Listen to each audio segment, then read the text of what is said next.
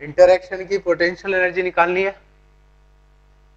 हाँ, -q²/8πE0r। चलो देखते हैं क्या होगा। समझना, जो रिंग है उसके हर हिस्से से इसका इंटरेक्शन हो रहा होगा। अब इस बात को समझने की कोशिश करो कि जो रिंग है उसके एक्सिस पर ये पॉइंट है, तो इस पॉइंट से रिंग के सरकमफ्रेंस पर हर एक पॉइंट से इसकी डिस्टेंस सेम होगी। ठीक है, तो रिंग को छोटे छोटे एलिमेंट्स में डिवाइड करो। ठीक है, एक एलिमेंट ले रहा हूं मैं जिस पर चार्ज है डी क्यू, उसको भी पॉइंट चार्ज की तरह ट्रीट किया जा सकता है। डी क्यू चार्ज और माइनस क्यू चार्ज के बीच में इंटरेक्शन होगा, उसकी पोटेंशियल एनर्जी क्या होगी, उनके बीच के डिस्टेंस डिफाइन करनी होगी। कितनी होगी डिस्टेंस, √πr। ठीक है, अब सोचो ऐसे इसका इंटरेक्शन दूसरे एलिमेंट से भी हो रहा होगा। इसका इंटरेक्शन जितने एलिमेंट से होगा सबकी एनर्जी निकालें हम और ऐड कर दें तो वो टोटल इंटरेक्शन एनर्जी होगी। ठीक, जो टोटल एनर्जी होगी वो सभी इंटरेक्शन के सम के बराबर होगी। राइट, समेशन मतलब इंटीग्रेशन। पहले इन दोनों की बात करें, दो पॉइंट चार्ज के बीच की पोटेंशियल एनर्जी होती है constant Q1 Q2 by R। तो कांस्टेंट Q1 Q2 क्या है, -q, इसलिए माइनस बाहर कर दिया मैंने, बाय डिस्टेंस इनके बीच की कितनी है, √πr। ये तो इस एलिमेंट के साथ इसका इंटरेक्शन हो रहा है, सभी एलिमेंट के साथ इंटरेक्शन होगा और सबकी एनर्जी को ऐड करेंगे, मतलब इंटीग्रेट कर देंगे। राइट, तो U इक्वल टू -q। अब ये Q कांस्टेंट है ना, या अगर इसमें कंफ्यूजन है तो हम ये कह लें कि इसका जो डिफरेंशियल चार्ज है उसको मैं dq कह देता हूं। ठीक है, Q कांस्टेंट को बाहर करो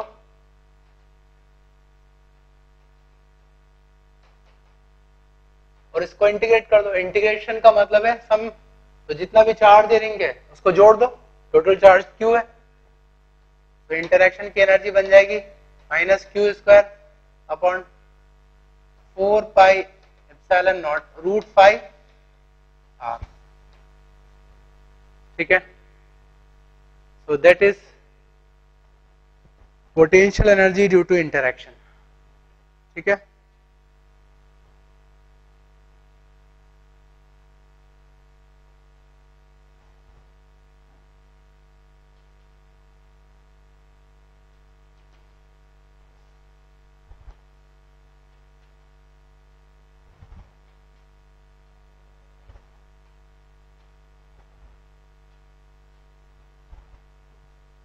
दो चार्ज पार्टिकल है, अपोजिट चार्ज इनफाइनाइट सेपरेशन पर है, उनके मास है m और 2m।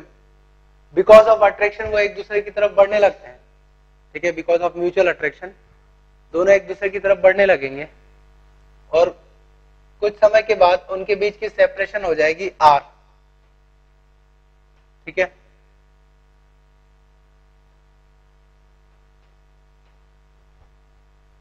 तो जब वो r सेपरेशन पर आएंगे तब दोनों की स्पीड क्या होगी वो दोनों बताना है। तो इसकी स्पीड v1 है और इसकी v2, so find out v1 and v2। Because of mutual attraction वो एक दूसरे की तरफ बढ़ने लगेंगे, तो r सेपरेशन पर आने पर उनकी स्पीड बतानी है। ठीक है,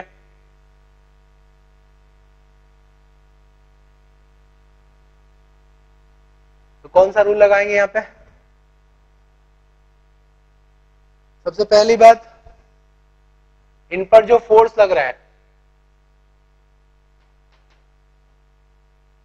वो म्यूचुअल अट्रैक्शन का जो फोर्स है that is internal force of system, एक दूसरे के बीच में लग रहा है, इंटरनल फोर्स है, एक्सटर्नल फोर्स नहीं है, इसलिए टोटल मोमेंटम कंजर्व रहेगा, कंजर्वेशन ऑफ लीनियर मोमेंटम। ठीक है ना। तो इनिशियल मोमेंटम 0 है तो फाइनल भी 0 होगा।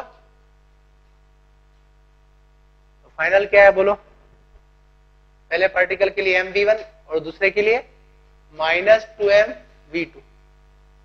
पहली बात तो v1 इक्वल टू 2v2, ये एक रिलेशन आ गया।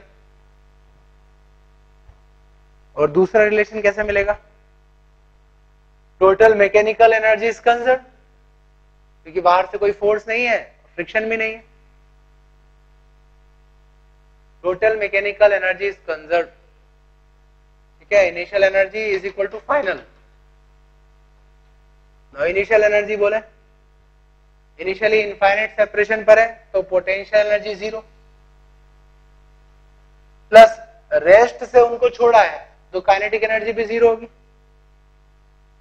That is equal to final energy. Final potential energy r separation पर क्या होगी, तो -q²/4πε0 r प्लस उनकी काइनेटिक एनर्जी, तो half m v1 square plus half 2m v2 square, ठीक है।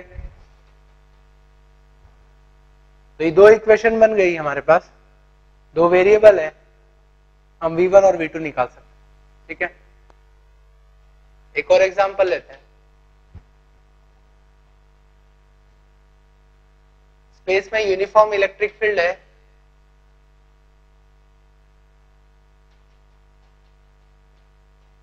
पॉजिटिव एक्स डायरेक्शन में, ठीक।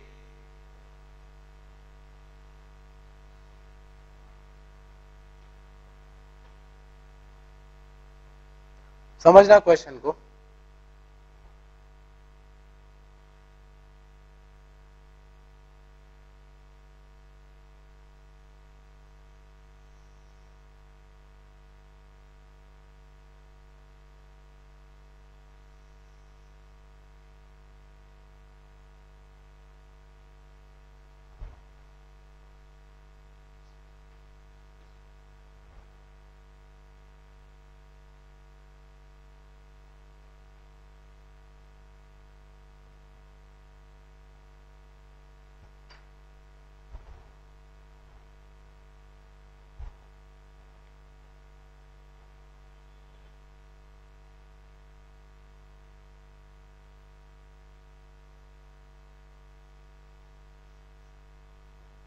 देखो यूनिफॉर्म इलेक्ट्रिक फील्ड सेटअप किया है और ये एक्स वाई प्लेन जो है वो हॉरिजॉन्टल प्लेन है।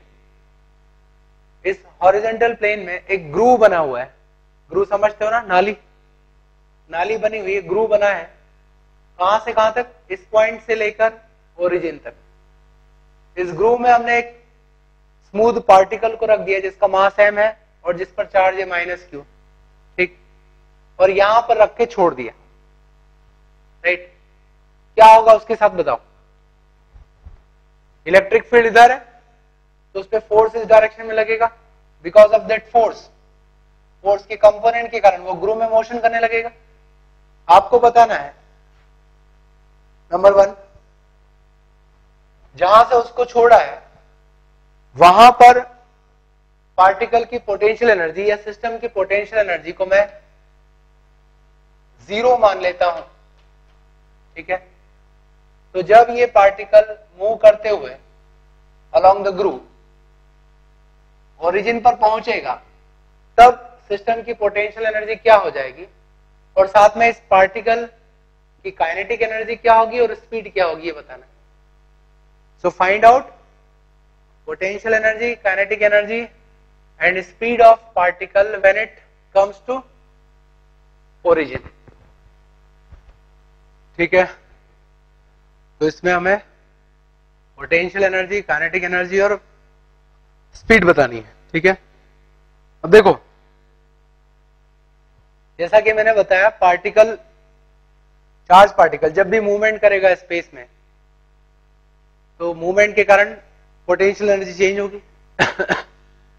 पोटेंशियल एनर्जी चेंज को हमने डिफाइन किया है, 2 फॉर्मूले दिए थे मैंने, बस उसी का यूज करना है। देखो पार्टिकल यहां से यहां तक आया, मैं इसको पोजीशन 1 कह रहा हूं, इसको 2। So change in potential energy is equal to minus of work done by electric force. ये हमने पढ़ा है. यहां से आने पर इलेक्ट्रिक फोर्स ने जो वर्क किया, minus of that is change in potential energy. अब इलेक्ट्रिक फोर्स कितना वर्क करेगा इस, इलेक्ट्रिक फोर्स लगेगा किस डायरेक्शन पे, तो इलेक्ट्रिक फोर्स होगा इस पे charge that is minus Q into electric field. तो इस पर जो फोर्स लगेगा वो इस डायरेक्शन में. ठीक है, तो जब यहां से यहां तक आएगा तो कितना वर्क होगा ये निकाल लो. So work done is force dot displacement. ठीक है, और डिस्प्लेसमेंट कौन सा लेंगे हम, डिस्प्लेसमेंट दो तरह की हो रही है यहाँ पे, वाई डायरेक्शन में और एक्स डायरेक्शन में. तो एक्स डायरेक्शन का लेंगे क्योंकि वाई डायरेक्शन पे वर्क डन जीरो हो जाएगा. सो work done by electric force is Q E not into 3a. इतना वर्क किया इलेक्ट्रिक फोर्स ने, तो चेंज इन पोटेंशियल एनर्जी क्या हो जाएगी, माइनस ऑफ वर्क. ठीक है ना, और चेंज मतलब final minus initial. Initial zero ली थी हमने पोटेंशियल एनर्जी, तो फाइनल हो जाएगी minus 3q E not a. ठीक है, तो ये फाइनल पोटेंशियल एनर्जी होगी. और पोटेंशियल एनर्जी निकल गई तो काइनेटिक एनर्जी निकाल सकते हैं.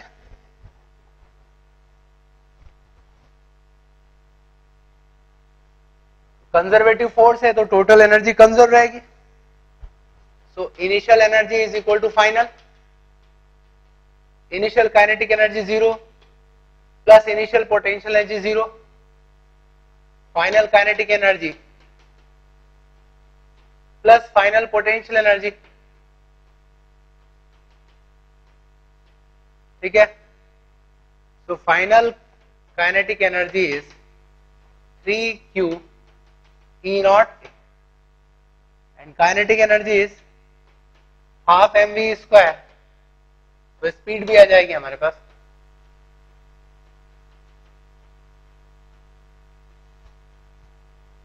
ठीक है, तो इस तरह से हम पोटेंशियल एनर्जी को. एक और चीज बताई मैंने, जरूरी नहीं कि हर जगह आपको सिस्टम दिया रहे चार्ज पार्टिकल का और एनर्जी निकालना हो, क्योंकि हमारे पास फॉर्मूला है work done by electric force या work done by external agent के थ्रू भी हम डिफाइन कर सकते हैं. देखो आगे मैं इलेक्ट्रिक पोटेंशियल डिफाइन करने वाला हूं, बट इलेक्ट्रिक पोटेंशियल को डिफाइन करने से पहले मैं बताऊंगा कि उसकी जरूरत क्या है. ठीक है, और उसका क्या यूज, कैसे डिफाइन किया उसको. एक एग्जाम्पल के थ्रू हम समझे.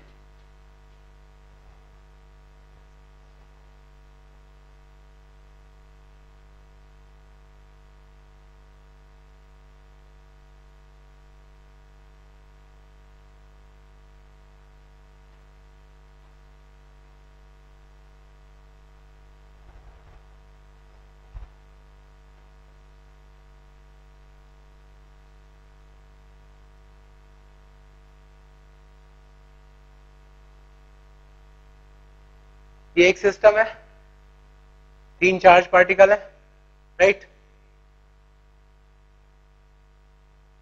ये दो पार्टिकल फिक्स हैं. अब हम क्या करते हैं, तीसरे पार्टिकल को डिस्प्लेस कर देते हैं और इस नई पोजीशन पर रख देते हैं. देखो ये दो पार्टिकल तो फिक्स हैं अपनी जगह पर. तीसरे पार्टिकल को यहां से उठा के हम यहां रख देते हैं.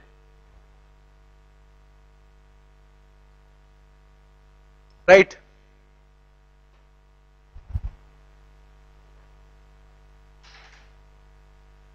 तीसरे पार्टिकल को हम स्लोली धीमे से उठा के यहां रख देते हैं.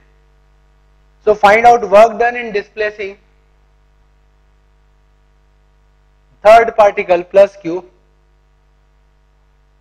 From initial position to final position. ठीक है ना, मतलब मैंने फिगर बनाया वो, अदरवाइज उसको ऐसे भी शो कर सकते हैं.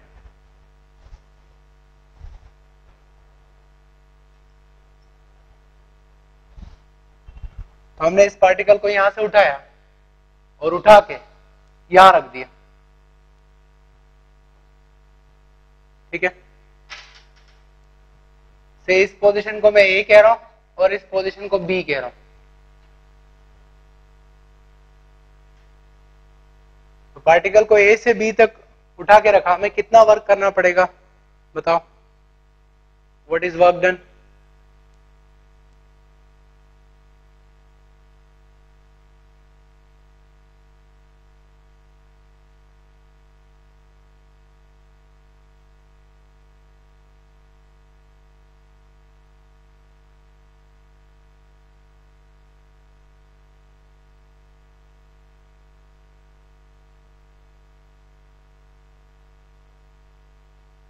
Work done is equal to change in potential energy of system.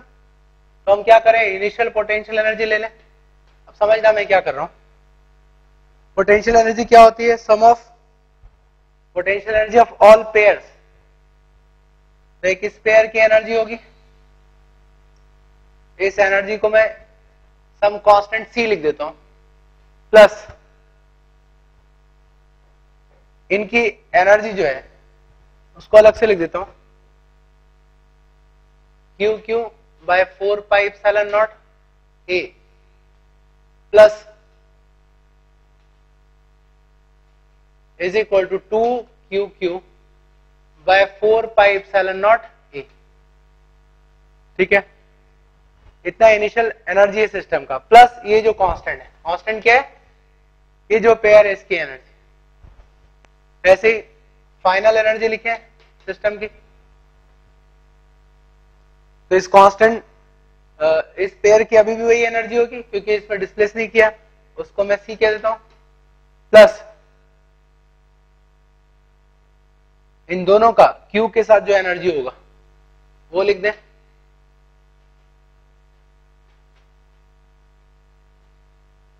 उससे डिस्टेंस 2 है, तो ये बन जाएगा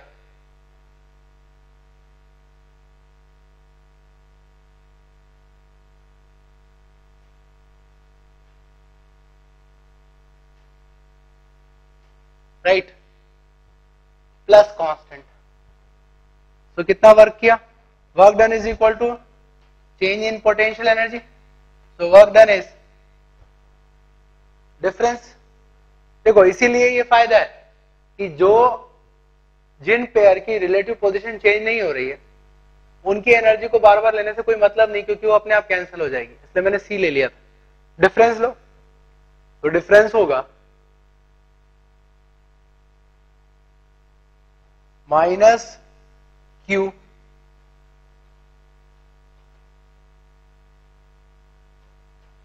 ठीक है। इतना वर्क करना पड़ा हमें इसको डिस्प्लेस करने में, ठीक है, work done by external agent. अब समझना, अगर हम इस प्लस क्यू के प्लेस पर प्लस 3q को डिस्प्लेस करते तो कितना वर्क करना पड़ता? So work done is equal to q के प्लेस पर 3q आ जाता। तो इस चार्ज को बदलने पर ये चार्ज चेंज हो रहा है, बाकी जो फैक्टर है वो तो कांस्टेंट है, वो तो वैसा का वैसा ही रहा। इसका मतलब ये है कि जब भी आप किसी चार्ज पार्टिकल को स्पेस में एक पोजीशन से दूसरी पोजीशन तक ले जाओगे, जो वर्क करना होगा वो दो बातों पर डिपेंड करेगा, एक उस चार्ज पर और बाकी जो सिस्टम है जो इस चार्ज के साथ इंटरेक्ट कर रहा है उस सिस्टम का भी वहां पर रोल होगा, ठीक है। और वो रोल इस कांस्टेंट के फॉर्म में है, ठीक है। या इससे और आगे जाके मैं ये कह सकता हूं, work done per unit charge की अगर मैं बात करूं, work done per unit charge वो क्या होगा अलग अलग केस में। क्यू लोगे तो यहां क्यू लिखना पड़ेगा, 2q लोगे तो 2q आ जाएगा, 3q तो 3q। तो work done per unit charge जो है वो इस बात पर डिपेंड नहीं करता है कि आप किस चार्ज को डिस्प्लेस कर रहे हो, वो हमेशा सिस्टम पर डिपेंड करेगा, वो सिस्टम जो कि इस चार्ज के साथ इंटरेक्ट कर रहा है। तो यहां पर वो सिस्टम क्या है? वो सिस्टम इन दो चार्ज से मिलके बना है। ये सिस्टम इंटरेक्ट कर रहा है इसके साथ, एक पोजीशन से दूसरी पोजीशन पर ले गए, तो work done per unit charge जो है वो कांस्टेंट है, वो सिर्फ इन पोजीशन पर डिपेंड कर रहा है ए और बी पर। अगर आप कहीं और से डिस्प्लेस करते हैं तो इस फैक्टर की जगह कुछ और फैक्टर आ जाते, राइट। इसका मतलब ये हुआ कि जब भी आप किसी चार्ज पार्टिकल को स्पेस में एक पॉइंट से दूसरे पॉइंट तक ले जाते हो, तो उस चार्ज पार्टिकल के अलावा बाकी चार्ज का जो सिस्टम है, ठीक है, वो सिस्टम उन दो पॉइंट के बीच में कोई ना कोई एक क्वांटिटी डिफाइन करेगा जो कि सिस्टम पे डिपेंड करेगी और वो उस चार्ज पर डिपेंड नहीं करेगी, और वो क्वांटिटी जो है that is called electric potential difference, ठीक है। मतलब एक पॉइंट से दूसरे पॉइंट तक ले जाने में एक सिस्टम का भी रोल होगा, वो जो रोल है वो पोटेंशियल डिफरेंस के फॉर्म में होगा। मतलब अब देखो, मैं इस तरह से लिख सकता हूं इस प्रॉब्लम को,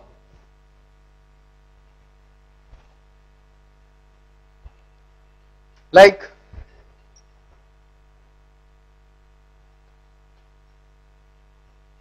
ये सिस्टम है जहां पे कई सारे चार्जेस है, ठीक है।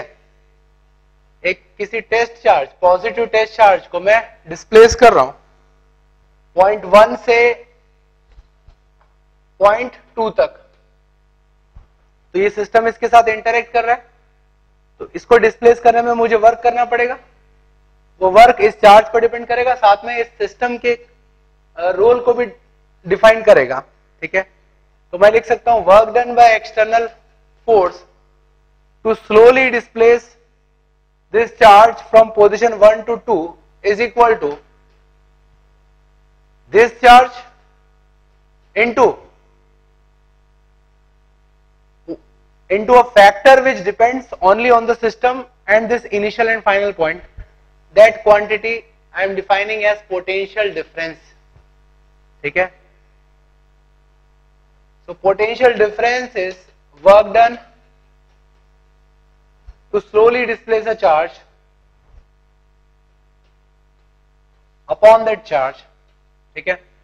Work done per unit charge depends only on the system and initial and final point. It does not depend on this external charge. So that is property of this system. That's why this unique quantity electric potential has such significance, right?